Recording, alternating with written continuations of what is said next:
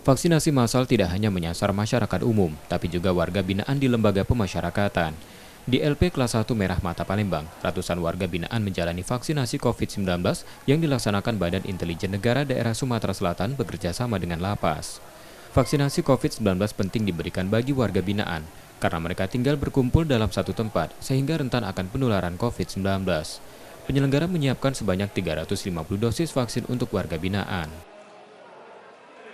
Cuman kalau di lapas ini kan ada keterbatasan, sehingga kita jemput bola ke lapas untuk melaksanakan vaksinasi di lapas ini.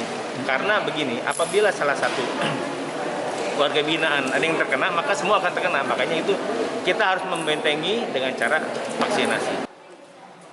Sementara dari seluruh warga binaan yang berjumlah 1.585 orang, sebanyak 1.400 diantaranya telah menjalani vaksinasi COVID-19. Sisanya belum dapat divaksin karena masalah NIK. Para warga binaan merupakan terpidana kasus penyalahgunaan narkoba. Ada pula terpidana kasus terorisme. Proses vaksinasi diawali dengan edukasi mengenai kesehatan dan sosialisasi protokol kesehatan.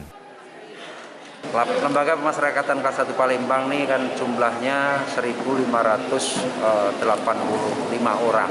Artinya sudah divaksin sekitar 1.400. Nah, sisanya ini kita masih ada permasalahan dengan NIK.